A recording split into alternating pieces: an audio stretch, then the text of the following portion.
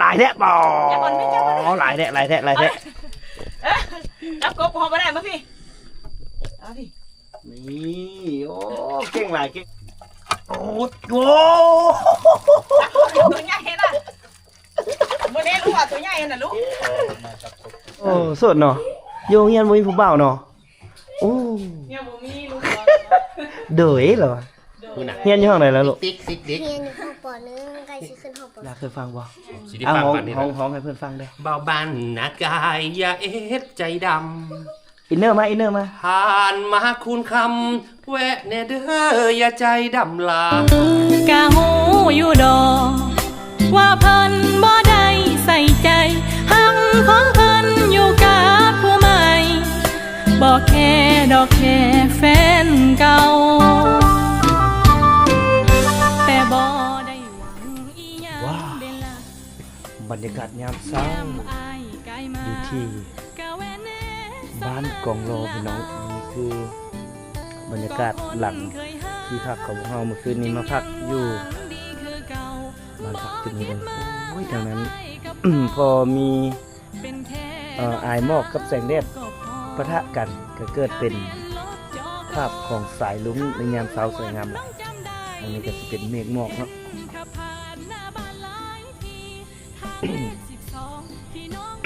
จนเจ็บมือคอพี่น้องอากาศสุดยอดเลย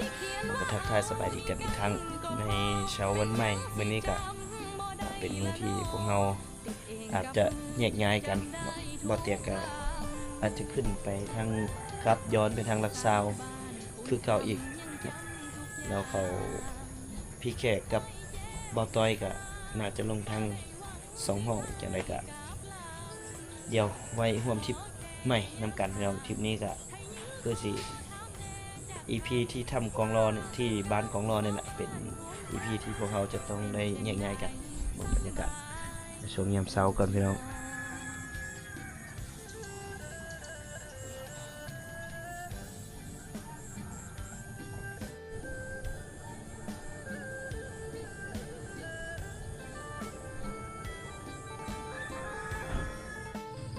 เติมพลังพวกเราเดี๋ยวเตรียมออกเดินทางกับ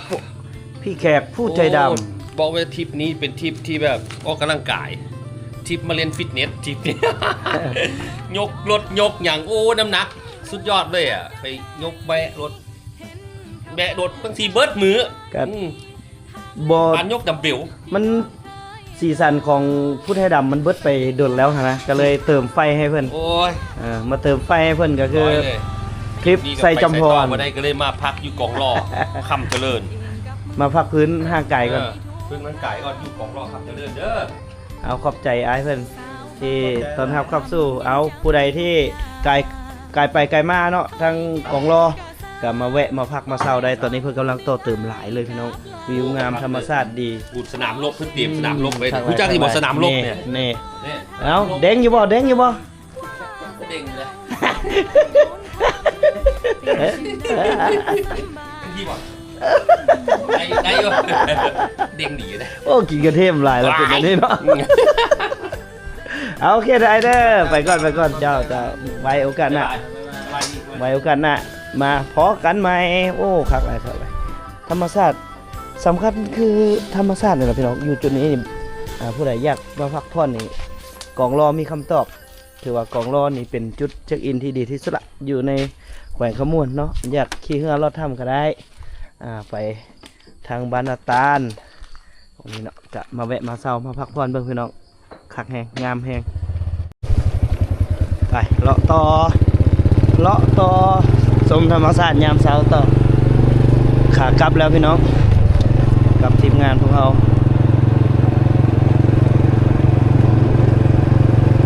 ก็ถือว่าเป็นการออกทริปท่องเที่ยว2แขวงเนาะขมวนบ่อลีคำไซกับบ่อเตยคำนักกายแล้วก็ผู้ไทยดำแอดเวนเจอร์ต้อยแอดเวนเจอร์เนาะวิถีชนบทในเส้นทางสายนี้ก็จะมีจุดโดดเด่นนั่นก็คือวิวธรรมชาติแล้วก็วิถีชีวิตในยามเช้ายามสวยยามแรงงามพี่น้อง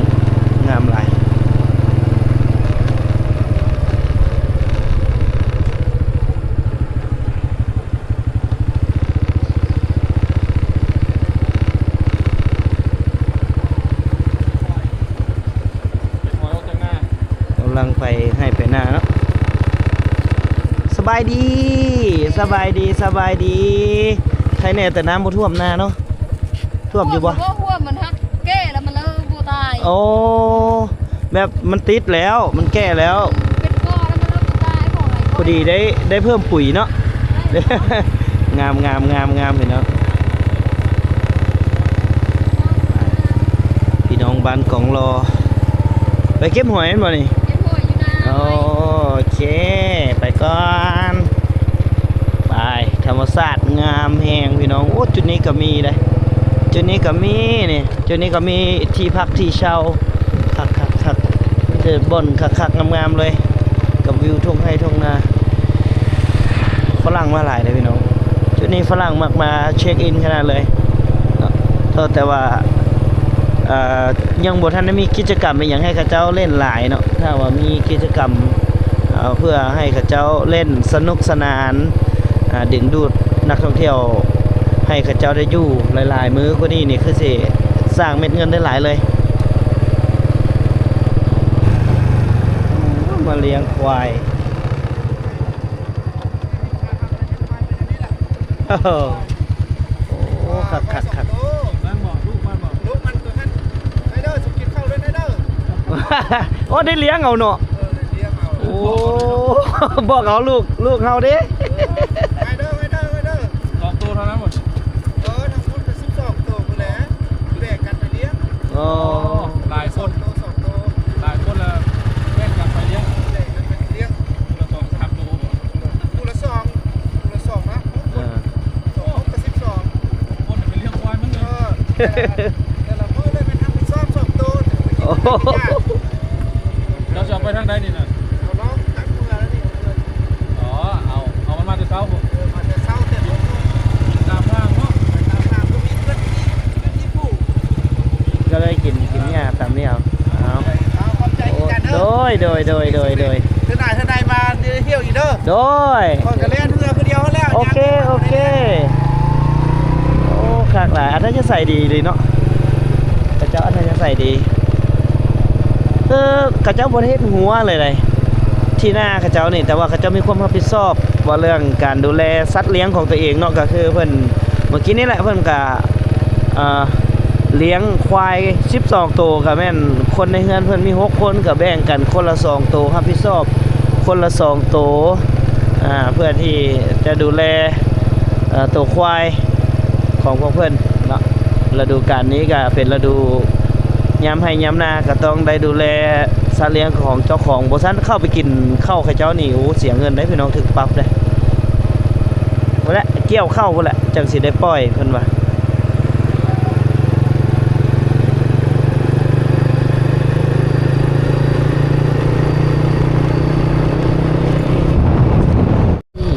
บ่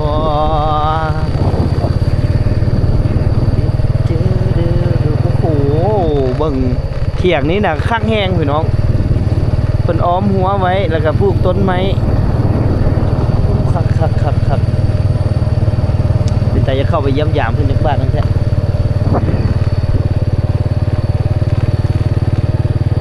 คลิปนี้ก็จะพาพี่น้องเลาะเบิ่งธรรมชาติจุดที่เมืองคูนคำโดยเฉพาะแม่นเส้นทางสายกองลอเนาะพี่น้องธรรมชาติสวยงามอีหลีเบิ่งเข้าเขียวงามคืนนี้ฝนตกน้อยๆจึงเฮ็ดให้เห็นเมฆเห็นหมอกพร้อมกับแสงตะเวนก็สิเกิดเป็นสายลุ้ง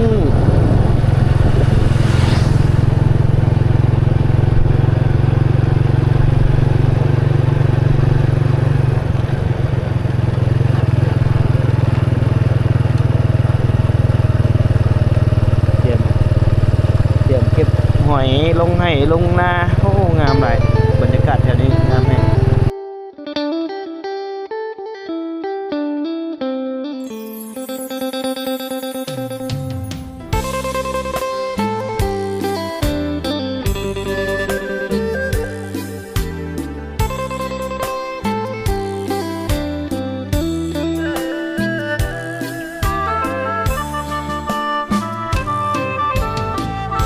บ่าวบ้านนากายอย่าเฮ็ดใจดำ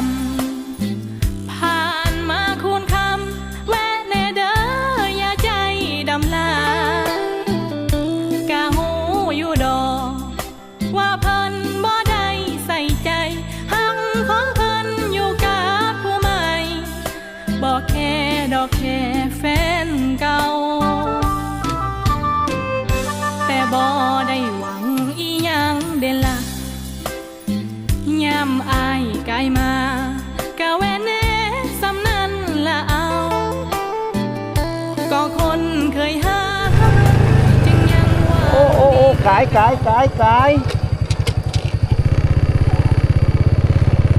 โอ้แวะหน่อยอึบโอ้เนาะไปซับป่าวะคักแท้อึบซับป่าอยู่กันเลยไปซับป่าอยู่ใส่ก่อนไปซับป่าอยู่ใส่โอ้คักแท้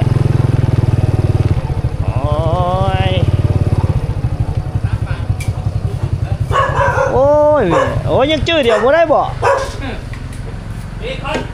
เบคอนน่ะหูซื้อเพิ่นแหละกันย่าไปแล้วบ่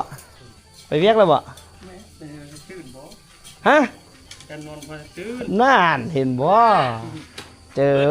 อไปซองแก๊สยังอยู่โอ้ไปซาป่าอยู่ใส่นี่ ไก่บุ้ยซาปะไก่เนาะ ไก่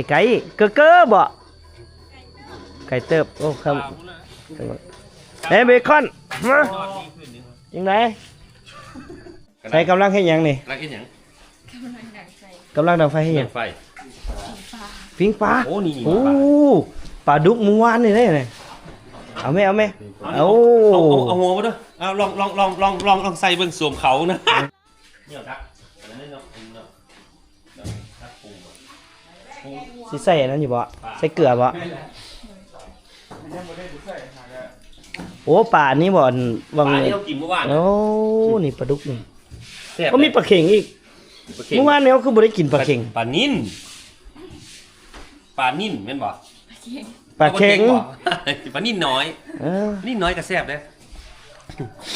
เมื่อคืนนี้มาอันตีลังกาอยู่นี่แม่นบ่ โอ้ตีลังกา3ตลกนก3บ้าโอ้มาเปิดคอนเสิร์ตอยู่นี่แหละมินิคอนเสิร์ตใส่อันอีกผู้หนึงเด้ไม่สิเอาไปใส่ละผู้เพิ่นอันโซนหั่นนะไปไปเรียกแล้วบ่ฮะอยู่เฮือนเพิ่นหรอมาเบิ่งดูได้ข่าวว่าผู้เบ้าน้อยตัวดูบรรยากาศดีแห้งพี่น้องอยู่ด้านหลังบ้านเฮือนหมู่เบ้าเตียงโอ้นี่บ่ไปซื้ออยู่ใส่ลูกซื้ออยู่พุ่นหน่วยจักพันบ่ฮู้ซ้ำเอาเงินให้เพิ่นแล้วเพิ่นเอาไข่เท่าใดก็เอา ลูกสาวหล่า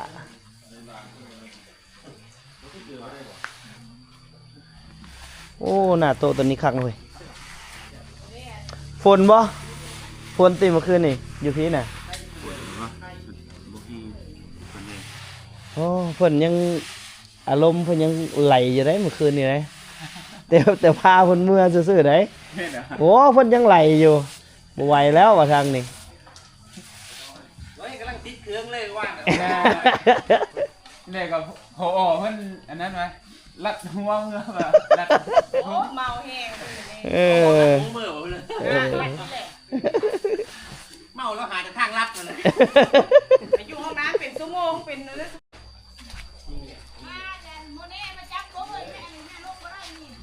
โมนี่เอ้ย เฮ้ย โมนี่ จักก็คือไม่ดีนะนะปิ้งไปไป โอ้ดินเฮาฮอดใส่นี่ไม่ใช่เหรอดินเฮาฮอดใส่ ดินฮะดินได้เสื่องหัวนี่ออกไปห้องกอไผ่แล้วก็ลงไปฮอดปลายน้ำ ตัวนี้เดี๋ยวฮอดนี้ออกกำแพงนี่เนาะโอ้ออบมาไว้แม่ที่โจมลงไปจับกบ ได้แต่ผู้น้อยลงไปจับนะเบิ่งน้องโมนี่กับจับกบโอ้เพิ่นเลี้ยงไว้ย่างมาเลยทางแคม เยอะมันเดินไปจากแซ่บมาพี่ ไป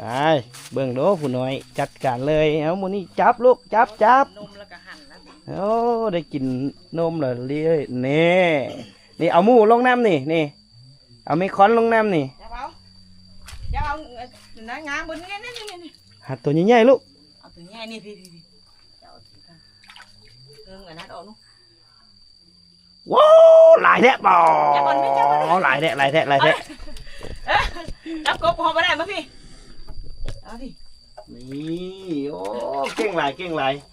ลงไปซะแล้วลูกลงไปซะแล้วว้าว เอามา ตักแท้โอ้ เอามาอีก4-5ตัวคนละทำหมกอันนี้ เอาหลายแล้วพี่เอามือนี่จับแล้วลูกจับตัวไหนมันไกลลูกจับเอารถนี่โอ้เอาอีกลูกเอาอีกนี่มาไงตัวนี้ลูกไงตัวนี้นี่มันอยู่นี่เต็มเลยแหละนี่เอาไงเอาเลยโอ้โห ตัวใหญ่น่ะโมเดลลูกอ่ะตัวใหญ่น่ะลูกเอาอีก นี่ลูกตัวนี้นี่ตัวนี้ ใหญ่อะไหม นี่ตัวนี้อย่าพอไปว้า เอาได้ไหมตัว โอ้ยจับอันมัน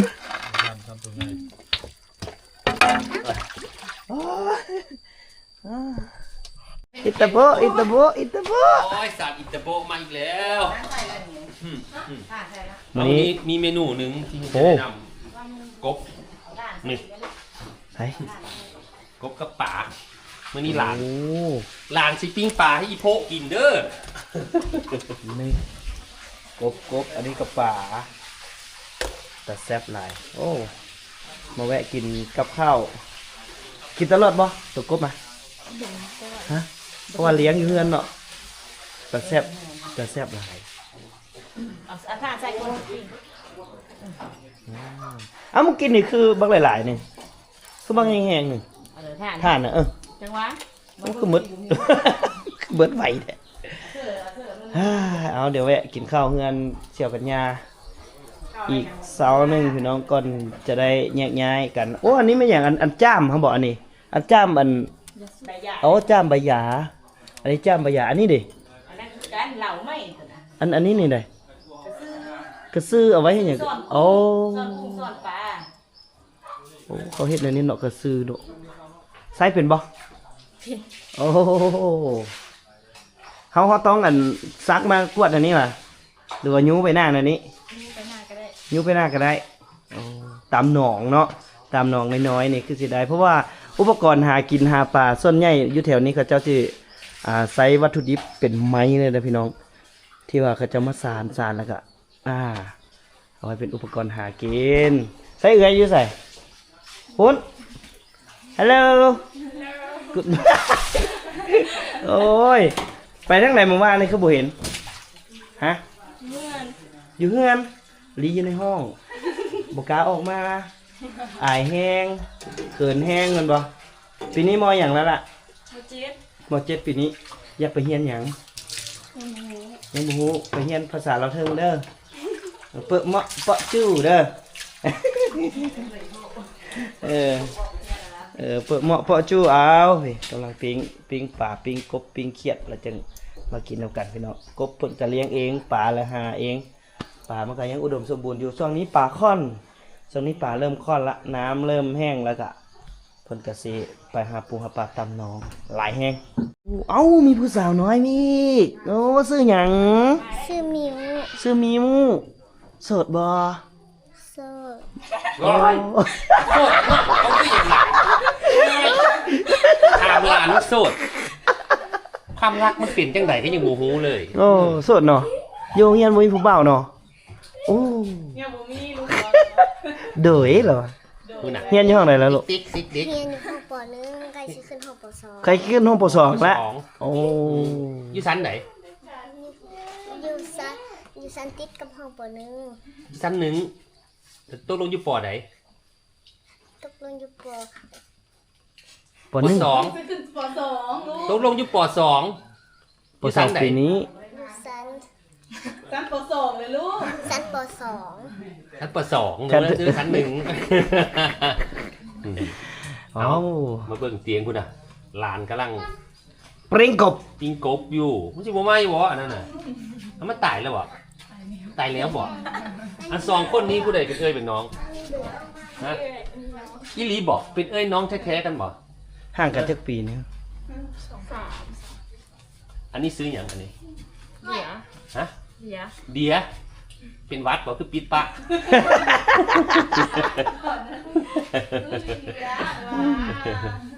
วันนี้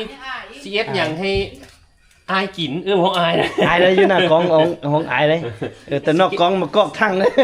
ซีเอสอย่างให้อายกิน ว้าวโอ้ ปิ้งกบแล้วกับป่นไส้อย่างก็คือ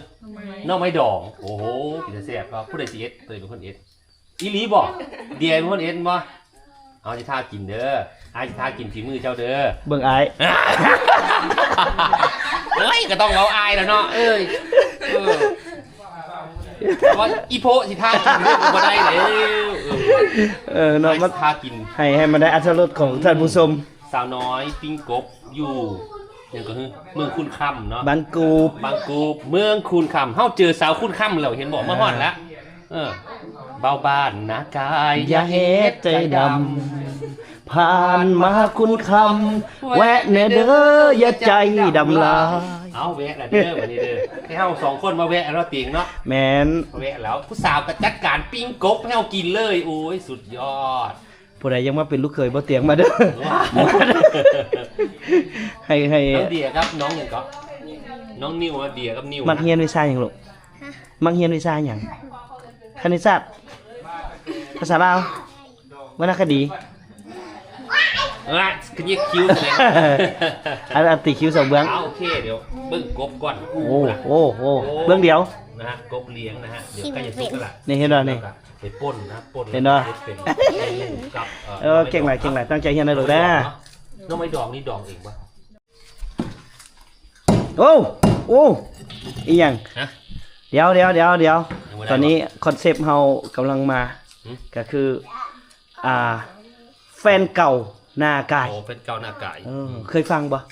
น่าเคยฟังบ่ สิได้ เอา ฟัง ห้อง กันนี่ ห้องให้เพื่อนฟังได้ เบาบานหน้ากายอย่าเอ็ดใจดำ อินเนอร์มา ผ่านมาคุณคำแวะแน่เด้ออย่าใจดำลายกับหูอยู่ดอก ว่าเพิ่นบ่ได้ใส่ใจหักของเพิ่นอยู่กับผู้ใหม่บอกแค่ดอกแค่แฟนเก่าลองดูกับบ่ได้หวังอีหยัง เดลล่ะ ย่ามน้องกายมาก ะแวะ เพลงมีไง เนาะกะแวะ กะแวะแน่สักคำละ เดี๋ยวถามน้องๆก็ว่า แวะแล้วแวะ อยากไปไทยบ่อยากไปเบิ่งจักเทื่อนึงบ่ อย่า ไหลเรือไฟ โอ้นี่อำเภอบ้านม่วงสกลนคร พาหลานไปเบิ่งไหลเรือไฟนี่เนาะสิออดหรือไหลเรือไฟอยู่นครพนมนี่เนาะไกลนี่นครพนม ส่วนพ่อไปเด้อ บ่นี่ถ้า อาย โพดพ่อมันอยู่พุ่น เฮาอาย อาย นี่ถ้าขัวปากสั้นเปิดนี่สิไกลกว่าเลยอ่ะขัวปากสั้นเปิดสิไกลกว่าปากสั้นเปิดข้ามไปพุ่นเป็นจังหวัดบึงกาฬฮู้จักทำนาคาวะ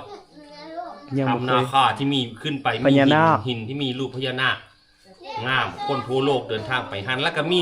ช่วงนี้สไลเดอร์ธรรมศาสตร์สไลเดอร์น้ำตกโอ้คาอยู่ ข่อยยังบ่ทันได้ไปจักบาทพา ส ไป ไล ไหน เด เด้ อ อ ร์น้ำตกโมน พาไปไหนเด้อ ได้สิปิ้งเขียดปิ้งกบให้กินนี่กันแล้วไปทุก อยากไปลองเบิ่งบ่ทันได้ไปจักเทื่อแม่นบ่ไก่สุดฮอดใส่ล่ะ ไก่สุดพ่อพาไปฮอดใส่พ่อแม่พาไปฮอดใส่ท่าแขกเวียงจันทน์ฮอดบ่เวียงจันทน์ก็ยังบ่ทันเห็นโอ้บ่ได้พ่อมันละไปจนว่าทั่วประเทศละ เอาจังสี FC บ่เตียงน้องๆ2คนถ้าเกิดว่าช่วงพักช่วงหยังอยากให้น้องๆไปเที่ยวไทยก็โอ้ยตอนนี้ต้องเอาพอไปนํต้องได้รับความอนุญาตจากพอ แม่นมัน พอต้องเซ็นแล้วให้พอไปนํก็ได้ FC ท่านใดอยากสนับสนุนให้น้องเขาไปก็ติดต่อบ่เตียงได้เด้อ เอาไปเบิ่งประเทศไทยเนาะไปเบิ่งไปเห็น เบิ่งติดต่อบ่เตียง ความเจริญ อยากสนับสนุนให้น้องเขาไปค่าใช้จ่ายมันอาจจะมีเกิดขึ้นน่ะ เกิดแน่นอน เกิดแน่นอนเลยนะฮะผู้ใดอยากให้น้องเขาไปไทยครั้งแรกนะเดี๋ยวมาเตียงจัดไป คันสมมุติได้ไปจะบ่ตื่นเต้นบ่ ตื่นเต้นแหละบอกว่าเต้นซื้อ เต้น เต้นน่ะแล้วได้ไปเต้นแน่นอนเลยล่ะนี่ เต้นอันนี้วะ เต้นแทนบ่มีแทนแดนได้เป็นเต้นพวกมนต์แคนนะที อ๋อ นะเต้นเพลงหมอลำส่วนมากจะเป็นหมอลำทางอีสานหมอลำถ้าเต้นกันอีหลีเนาะ เอาโอเคเดี๋ยวรอท่า โอเค กิน ท่าปิ้ ปิ้ง ง ก ก บบ พี่น้องเนี่ย ไส้ ไกลละ ใกล้จะสุกแล้ว อืม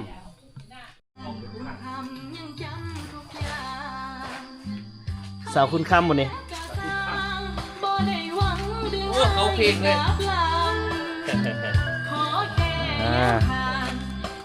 ดีได้เพลงนี้ประกอบ เปิดตู้ สาวคุณคำเว้ย กับทุกคำเด้อดิเด้อ อากาศห้อง ปิ้งกบให้ผู้เบาหน้ากายกินมันนี่นะนี่เป็นพระเอกยังบี้เลย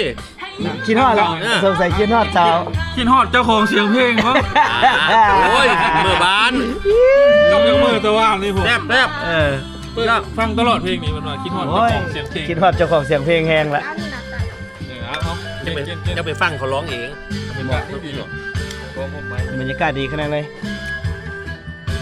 ปิงกบ มาเด้อเอ้ย จึงเกิดตำนานทักสองแผ่นดินทั้งทีผ่านมาหลายปีหากเขาบ่เคยห่างกันบ้านหัวโหนเจริญคือหังหาเขาฟังพงผ่านกี่แดดฝนกี่หนาวบนทางสร้างฝัน กอดกันร้องไห้หลายคราวยังสู้กับฟ้า เป็นคลิป แล้วไปสิเฮ็ด พอได้ลีได้ลีนะ บ่สิ้นชีวาแม้ดาวจะหามาให้จะรักสาวลาวให้ทั้งชีวิตบ่าวไทยขอบคุณหัวใจที่ทนสู้มาดู เอาเดี๋ยวมาดูบ้านเห็นอย่างดูบ้านเห็นอย่างดู เฮ้ยได้แล้วตัวไปเลยพ่อเข้า ใช่ ไปเดี๋ยวเดินทางดีกว่าเป่าต่อยคือฮันรูฮันเมย์แล้วเนี่ย จะไปเลย แดดบ่ จากเบาต้อยเบาเตียงเบาแขกแล้ว คือกันนั่นแหละขอบมุกขอบใจหลายๆเด้อ ไม่ได้ไปแล้วเนาะมันนี่เอ็นวี ขอ นะ บใจขอบใจ ไปแล้วปะ ขอบใจหมู่คู่ ไปเนาะ เพราะว่า ขอบใจเสี่ยวทั้งหลายที่ต้อนรับขับสู่โอ้คักหลาย ใจ โอกาสหน้าจังมายามเดี๋ยวจะพาเมียมายาม หน้าแล้วบ่ มาเท่าหน้าจังพาลูกพาเมียมา โอ้ คนละ ยัก คือ โมเวะแล้วมายะมายะ คือเครื่องเฮาเว้าแหละเกี่ยวเข้าขึ้นแล้วแล้วเฮาสิมา เดี๋ยวแวะ สบายมายามแรง แม่นมันสบายเมียก็ยังมาอยู่ แนวกินมาพรมาฝาก ไปเขามีอันนั้น โอเค ขี้ตุ่มขี้ย่างยามปุ่ม ไปเช้าเฮาออกเดินทางเท่ากันขอบใจหลายๆไปบ้านนี้ คำแขวง กลับก่อนบ้านนี้กลับก่อนเด้อมื้อหน้าจังมามื้อเอาไว้โอกาสหน้าค่อยพอกัน อันนี้น้องนิวน้องเดียบ่มาเนาะน้องเดียบ่มา เอ้ยเพิ่นบ่มาเพิ่นอายบ่อายแฮงเนาะ เต็มหน้าเลยแม่นิ้วพระจันทร์ นิวพระจันทร์ นิ้วพระจันทร์ นิวพระจันทร์นี่ไม่หยังก็ความหมาย บันไม้นิ้วกับไม้เนาะ พระจันทร์วันใหม่ โอ้โห แนวนั้นเลยบ่ นิ้วละไม่เว้ยภาษาอังกฤษไม่เนาะ ไม้ เดือนใหม่ จันเดือนไม้แหละ เดือนใหม่ เดือนได้หลายความหมาย เดือนไม่โอ้ยเปลี่ยนชื่อ เอานะฮะเดี๋ยวกลับก้อนบัดนี้อันนี้พอดีเพิ่นมาเก็บถ้วยเก็บบงขอบใจเด้อทั้งไอ้แขก เดี๋ยวอีโพเตียงกับซิมือละ พี่พวกเมื่อก่อนหายมาพี่ไอ้แขก อายกับน้องอันนี้อายกับน้อง ไอ้พ่อ นะ เจ้า อายพ่อ เอาเจอแล้วสาวคุณค สาวคุณ ำ คำเจอแล้ว ฝากนำฝากน้องนิวนำพี่น้องฝากน้องนิวนำ ฟังน้องนิว จะได้ตอนบ่มีช่องทางให้ ติ้งตองติ้งตองมีวอลเล่นติ้งตองวะติ้งตอง เล่นอยู่แต่บริโภคคลิป ไม่ได้โพสคลิป เอาไว้เบิ่งของหมูซื่อๆเอาไว้โอกาสหน้า ติดตามเลยไปติดตามทาง ก็น่าเจอกันไม่ เอาไว้โอกาสหน้าเนาะ รับ EP นี้กับซัมนีเด้อ ยัง ฮะยังบูจบอ่ะ ยังสิไปคุณค่ำอยู่ โอเค สิฟาวลา จ เนี่ย บอยู่นี่ ไปโอเคบาย บ๊ายบาย เบาบานหน้ากายอย่าเฮ็ดใจดำผ่านมาคูณคำแวะแน่เด้ออย่าใจดำลายคนเคยฮักก็ยังหวังดีคือเก่า บองกีดมังง่ายกับเขา ไปละเพี้ยนแล้ว บ๊ายบาย ไปกลายไป2 ห้องแล้วแม่อยู่เงินเมีย2 ห้องนี่เดี๋ยวที่ทำขึ้นกลายความตำรวจลงไปหาเฟซเลยแอดเฟซไปก็ได้ เฟซกันติดต่อหากันได้เมียย้อนหมอนวลนะ เอาอีกแล้ว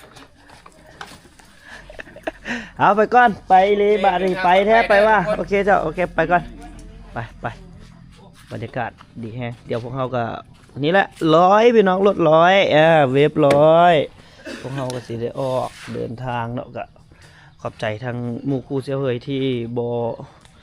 ไปมาหาสู้กันตลอดนั่นแหละพี่น้องบ่ปะบ่ทิ่มกันพวกเราใช้ชีวิตร่วมกันถึงว่าจะเดินคนละเส้นคนละสายคนละทางคนละวิชาอาชีพแล้วแต่พวกเราก็ยังฮักเพลงกันคือเก่าเดี๋ยวพอเตียงก็สิออกเดินทางกลับนากาย